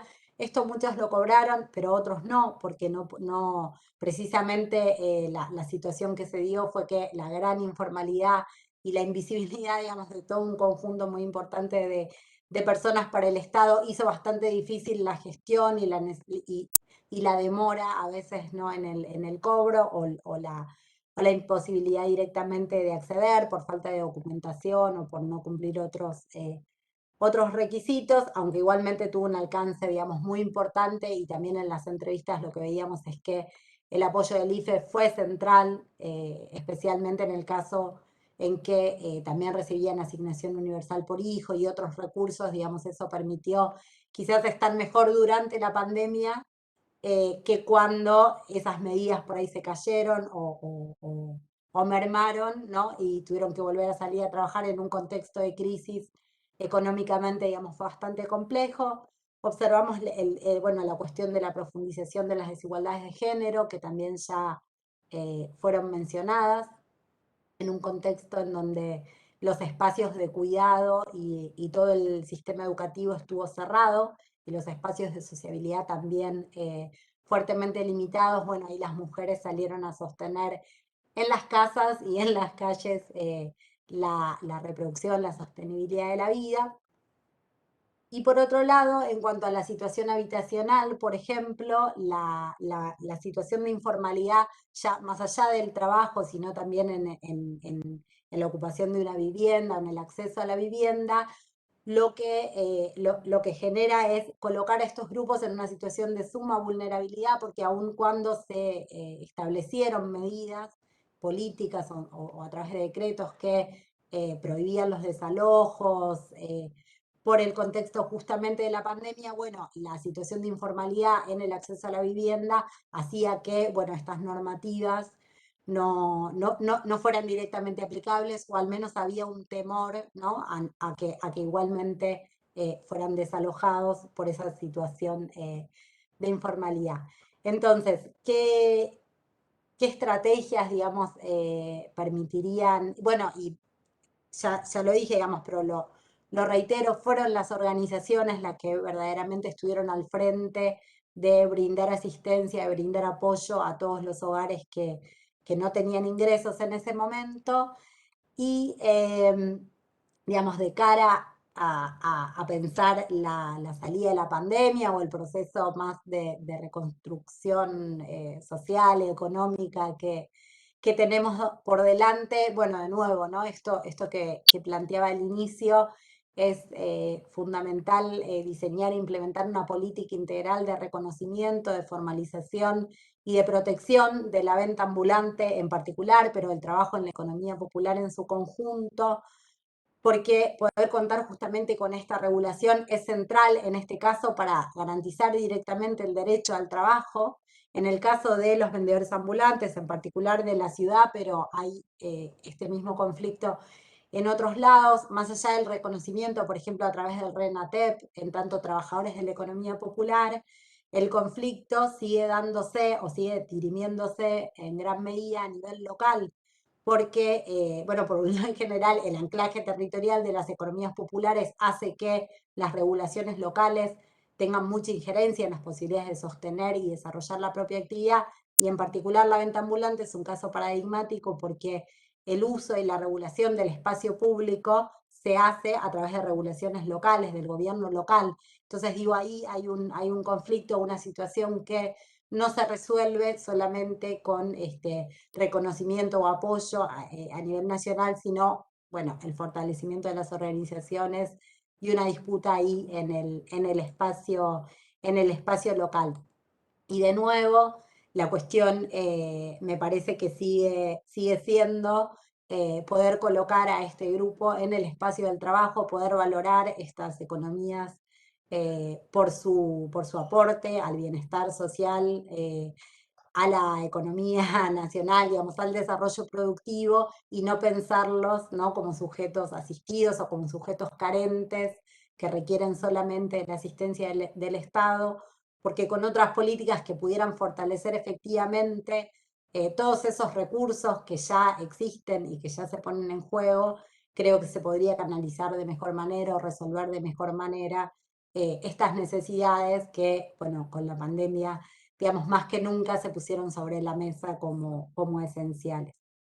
Así que eso. Muchas gracias. Bueno, muchas gracias. Aplaudimos acá a la distancia también. Gracias a todas, a todos por participar, por presentar las ponencias y tratar de manejarnos en este tiempo tirano por ahí que tenemos para esta modalidad. Si te parece, Den, hacemos por ahí algunos comentarios generales y después en todo caso vamos intercambiando. En principio resulta, digamos, interesante, como decíamos a la mañana, poder seguir trabajando e indagando sobre distintas experiencias que se dan en las distintas ramas de lo que ya empezamos a llamar economía popular, social y solidaria desde hace un tiempo, ¿no? Digo, tanto por ahí en la primera ponencia que nos planteaba Juan en torno al trabajo sociocomunitario en espacios como merenderos y comedores, ¿no? Así como también, bueno, el dilema entre cuidar y trabajo que nos planteaba Eliana, en el caso por ahí, concretamente de la rama de trabajadores y trabajadoras de espacio público, que entra y dialoga con la última ponencia que nos presentaba Malena, ¿no? Digo, en cuanto también a cómo pensar el espacio público, la venta callejera, la venta ambulante, y digamos, no por último, digo, destacable lo que nos compartía, digamos, Anabel, ¿no? Respecto a las experiencias de economía social y solidaria en Uruguay, de la que también, bueno, me llamó mucho la atención el punto de autocrítica, digamos, de cómo por ahí se representan los imaginarios, las idiosincrasias propias. Es cierto que hay una idea por ahí romántica de cómo se construye el cooperativismo o las experiencias sociales y solidarias en, en Uruguay. También es muy interesante la ponencia, lo que nos desarrollás, de las nuevas organizaciones que fueron surgiendo en el último tiempo, eh, así como también cuestiones que desconocíamos respecto a la regulación de instrumentos, digamos, como bueno, la ley de cooperativas sociales del 2006, o la ley general de cooperativismo del 2008, o mismo el Fondo de Desarrollo de Economía Social del 2011, herramientas también de la política pública uruguaya en este caso, si querés compartirnos también para seguirlos conociendo, nos vendría muy bien. Y también, bueno, digo, encontrarnos con diferentes repertorios de movilización y organización de la economía, diremos, popular, social y solidaria del último tiempo en Uruguay, como la Coordinadora Nacional de Economía Solidaria, la Red de Agroecología de Uruguay, la Red de Semillas Criollas y Nativas, la Feria Feminista Itinerante, la Asociación de Mujeres Rurales, la Red de Grupos de Mujeres Rurales, la Red de Huertas Comunitarias, incluso también una Asociación Nacional de Empresas Recuperadas por sus Trabajadores, o el Mercado Popular de Subsistencia, diferentes, digamos, organizaciones que también dan cuenta, bueno, de un nuevo escenario se fue de alguna manera, que fue emergiendo y que se viene desarrollando en Uruguay, como en algún punto también en nuestro país lo viene haciendo desde otras experiencias, ¿no? Entonces, comentarios generales respecto a las ponencias. Me llamó la atención lo que planteaba Eliana respecto, digamos, a la categoría de economía popular, digo, en la evaluación de tu tesis, pero bueno, parece que es un poco también, bueno, la disputa académica respecto, digamos, a los marcos conceptuales, y también a lo que, digamos, un poco fuera, digamos, de los claustros se empieza a expresar de alguna manera. Y también, digo, esta cuestión, ¿no? de que ese dilema entre cuidar y trabajar se da a partir también el reconocimiento o la falta de autorreconocimiento de la crianza como trabajo. Bueno, no sé si lo decías en términos generales o en el marco, digamos, de la experiencia de las mujeres feriantes organizadas, si querés por ahí desarrollar un poco más esa idea. Y por último, también dejar una pregunta a Malena en torno a, bueno, mencionabas por ahí el IFE o el RENATEP como elementos de la política pública, y si en la experiencia, digamos, que vienen acompañando, digo, bueno, hubo algún reflejo concreto, ¿no? A partir de que, bueno, ahora aparte de la posibilidad de registro, el RENATEP está entregando credenciales, y eso permite por ahí, o tiene algún impacto inmediato, o quizás no. Y bueno, le dejo la palabra a Denise, que levantó la mano. Gracias, Fede.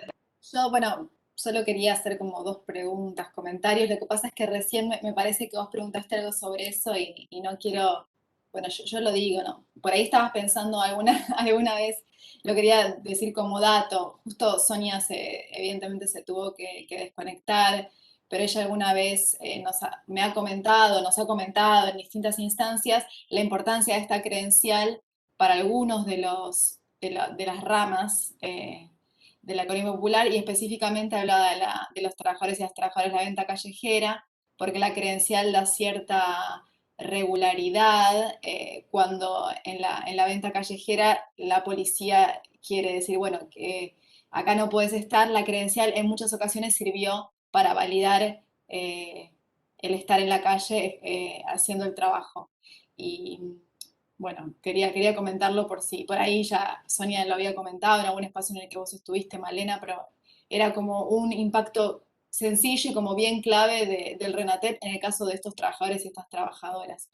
Y después quería simplemente muy rápido pedirle a Anabel que cuando esta ponencia ya esté avanzada y la publiques, que por favor la compartas porque me apasiona ese tema nos ha pasado seguro a varias de nosotras haciendo nuestras tesis o los artículos, como encontrarse con la pared de arrancar el relato rápido del cooperativismo por los inmigrantes y saber que hay algo más, pero bueno, no es fácil llegar hasta ahí, por ahí con los años ir incluyendo otras experiencias, hacer mención, pero me parece súper interesante por eso te sugería por ahí en vez de olas los tiempos, porque tiene que ver con, cuando uno dice tiempo de, parecería que se refiere al presente, pero también en el plural, desde que hay muchos tiempos, hay distintas historizaciones, distintas cronologías, y la verdad es que quiero ver a dónde llega ese trabajo, y me interesa seguirlo.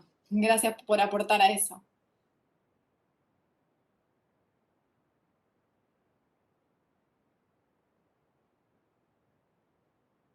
Yo si quieren, no sé, brevemente, no, concretamente lo de la credencial, sí, o sea, lo vimos, no en particular con la del Renate, porque no lo abordamos. Yo creo que un par de entrevistas que hice, como que todavía no les habían llegado las credenciales, se habían anotado, pero todavía no les habían llegado. Pero eso fue actual, digamos. Pero sí, en 2019, no lo comenté, pero aprovecho ahora, parte de ese relevamiento que hicimos junto con el Ministerio Público de la Defensa tuvo que ver con hacer un registro de trabajadores de la economía popular. Esto fue a fin de 2019. El RENATEP estaba creado, pero no estaba implementado. Porque bueno, durante el macrismo, digamos, fue la ley, hubo un reconocimiento importante en términos normativos, pero no, las instituciones no se pusieron en marcha recién en 2020. Entonces ahí sí salía, bueno, la posibilidad de contar con esa credencial de eventualmente ante o alguna requisa o decomisos de mercadería, que son como situaciones sumamente habituales. Bueno, tenían la credencial y tenían de alguna manera un respaldo. Esto en algunos casos, en otros dijeron no, tenemos la credencial, pero igual no lleva puesto la policía o los inspectores de espacio público. O sea, eso creo que es, nada, depende mucho de la zona y ahí por eso creo que hay como una cuestión bien interesante en este caso en particular del trabajo en el espacio público para pensar la política pública, no mirar solamente a nivel nacional o los procesos de reconocimiento que se dan, incluso a nivel de las organizaciones, digamos, como el crecimiento, sino también la necesidad de construir ahí correlaciones de fuerza locales que puedan como sostener eso cuando los gobiernos cambian o cuando el gobierno de turno, bueno, no obstaculiza o directamente reprime, porque digo, la criminalización es un rasgo que se puede pensar para la economía popular en general, pero en particular este grupo está como muy atravesado por...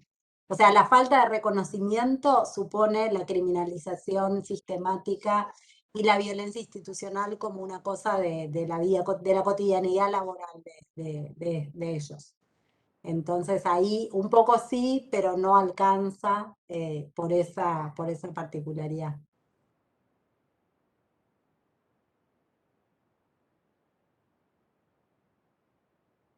Muy bien. ¿Alguien más que quiere tomar la palabra, está abierto.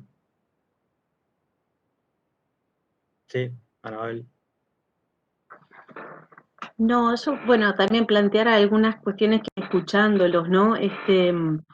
También lo que planteaba Liana del darse contra la pared en el espacio académico, que yo creo que como también para hacer las investigaciones en este espacio, igual tengo la sensación de que en Argentina hay más apertura, bueno, capaz que también los estoy yo de romántico, pero que yo creo que es como un espacio un poco, es incómodo, ¿no? Porque pensaba, primero epistemológicamente, de trabajar con también toda esta cuestión de como de como del subalterno, ¿no? Todas las cuestiones de que, bueno, pero al final, entonces, cuando hicimos, por ejemplo, este relevamiento, nos pasó que muchos medios de prensa nos llamaban y después, por ejemplo, la propia coordinadora y las redes de ollas nos dijeron, pero al final ustedes estudian y al final la tienen ustedes la voz, ¿no? Nosotros no hablamos por ustedes, hablamos de la investigación, pero como toda esta incomodidad de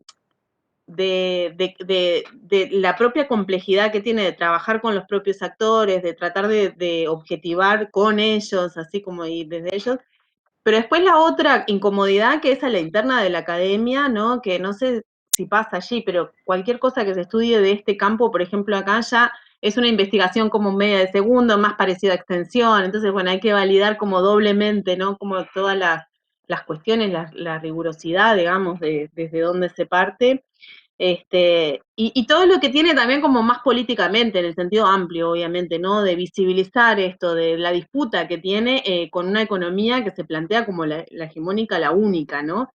Entonces, estas incomodidades que atravesamos, de alguna manera, los que queremos trabajar esto, que me parece que está bueno también, incluso para en el marco de cada investigación, ver cómo también las distintas dificultades, cómo las vamos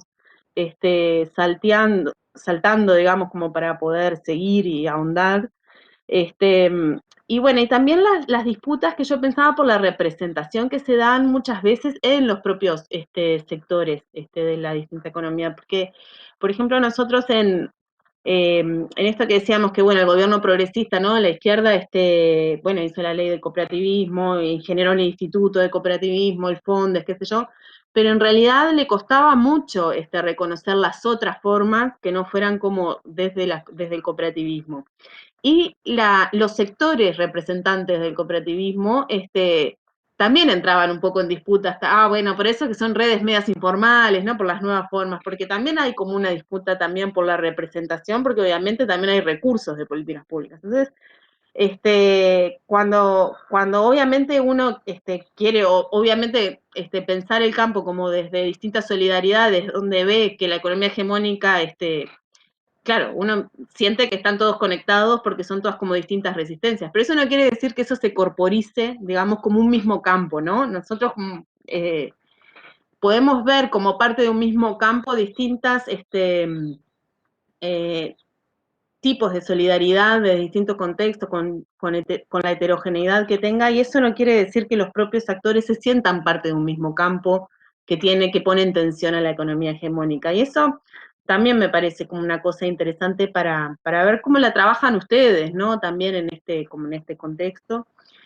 Y para mí como también comprender esto que me pasaba, bueno, esto que planteaba ahora Denise, que yo también, bueno, yo hice mi doctorado de empresas recuperadas también eso, y obviamente cuando fui a autogestión y lo que encontré era Rochdale y bueno, los pioneros, y bueno, desde el marxismo y los socialistas utópicos y qué sé yo, pero no encontraba obviamente las formas, y tenemos como toda una línea, creo que a partir del 2000, ¿no? Que vuelve este pensamiento más decolonial, que vuelve más así como en Latinoamérica, pero como que parecen como mundos que no se tocan en algún sentido, ¿no?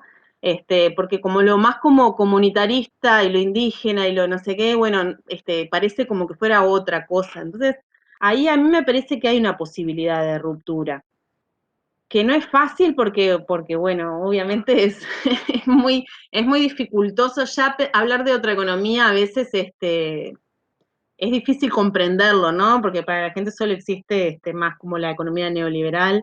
Hablar de distintos tiempos, de distintas distintos tiempos en el sentido de la heterogeneidad, de que los tiempos también son sociales y que están conviviendo en el mismo tiempo, luchas largas, luchas cortas, de tiempos diferentes, que emergen en contextos particulares y por eso también hay que comprenderlas desde la emergencia, pero que también obviamente se elaboran y se recrean con las otras que vienen. Entonces, esa complejidad me parece que en algún sentido como que las ciencias sociales, siento yo, que tenemos que aportar en eso, en visibilizar y bueno, y solamente decir que es incómodo por todos lados, pero bueno, que obviamente es apasionante y que obviamente me parece que es como súper valiosos estos espacios de, bueno, de poder como saber qué está haciendo el otro, ¿no? Para mí siempre me gusta del otro lado del río lo que está pasando, porque siempre me da elementos también para repensarnos, digamos, en clave latinoamericana, desde un país que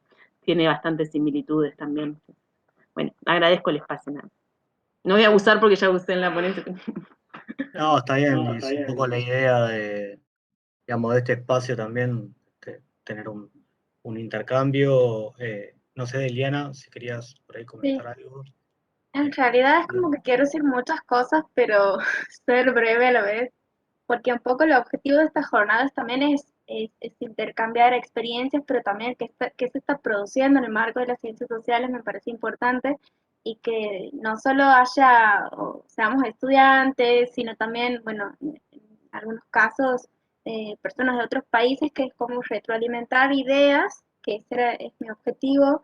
Y me ponía a pensar que un poco lo que nos diferencia del emprendedurismo, del cooperativismo, del mutualismo, es esta idea de dejar de romantizar que en este tipo de economías que son diferentes a las capitalistas, si se quiere, a pesar de estar atravesada, está llena de conflictos, problemas, de estas incomodidades de las que mencionaban, que un poco me parece la tarea, o asumo como tarea, de dejar de romantizar el funcionamiento, porque también consideramos que es un sector que está compuesto por organizaciones sociales, que lo llevan adelante personas de carne y hueso, que claramente en la práctica a veces surgen muchos inconvenientes.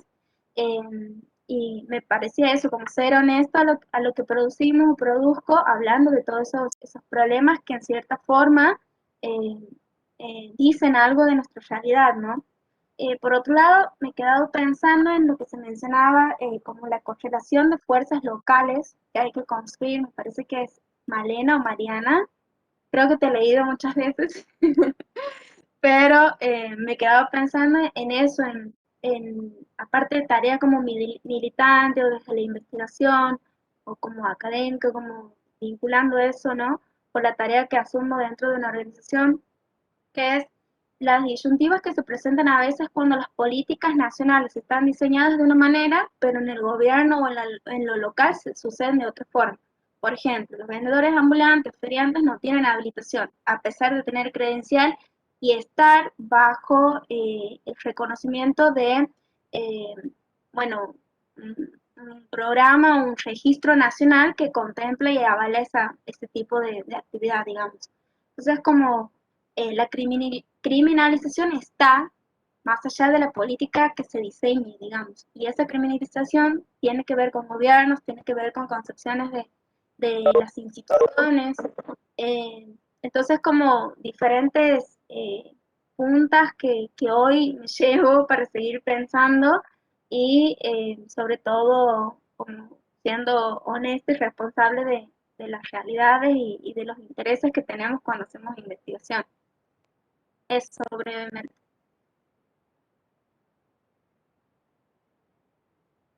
Muy bien. Bueno, gracias. En principio, como para cerrar por ahí una reflexión, me parece que, digo, todavía tenemos mucho que seguir, digamos, indagando para conocer esta experiencia o las experiencias, digamos, que se van desarrollando. No sabemos bien por qué, pero suma muchísimo, digamos, que se haya incorporado la ponencia de la experiencia uruguaya. Digamos, la verdad es que también, esto por ahí es una reflexión personal, pero también la emergencia de esto, de los actores, digamos, de la economía popular, social y solidaria, en diálogo y vínculo con la organización sindical, es algo que en algún punto, bueno, la experiencia uruguaya, digo, puede llegar a dar algún tipo de indicio, a priori, en todo caso, por la ponencia que nos compartiste, Anabel, ¿no? Porque la PIT-CNT forma parte del directorio de la autoridad de aplicación de la ley de cooperativas, ¿no? Es pensar si al caso argentino que la CGT forme parte del directorio del INAES, y que bueno, sigue todavía pensando o planteando nuevos desafíos de cómo se desarrolla el sector, de cómo se ha desarrollado durante la pandemia y cómo lo hará de cara a la post-pandemia, que como decía Malena, no sabemos muy bien cuándo va a empezar, o si va a ser, digamos, un continuo hacia esa llamada nueva normalidad, que varias tintas se ha gastado en anunciarla también. Pero bueno, nos parece también que sigue abierto, digamos, el escenario, y bueno, celebramos que estos espacios se sigan repitiendo y multiplicando en función de poder darle también lugar, para que se visibilicen las experiencias que vienen siendo protagonistas en cada una de las regiones. Se den, si querés sumar algo, alguien quiere sumar algo, una reflexión final, si no, vamos cerrando.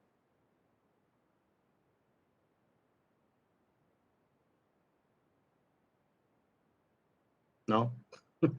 Bueno, Muchas gracias por el muchas, espacio y estamos en contacto. tal cual. Muchas gracias. Qué Gracias a bien todos. que igual pudiste cerrar a las 5, perfecto por Mati. Sí. Una cosa que, bueno, nada, sucedió. Le fuimos dando un poco esa forma. Bueno, Bueno, si pueden, si quieren, si tienen tiempo, mañana seguimos. Quedan 2 mesas más de la mesa. Así que si pueden, nos vemos. Muchas gracias. Muchas gracias. Chao, Saludos. tal cual, por el mismo enlace. Nos vemos. Chao, que anden bien.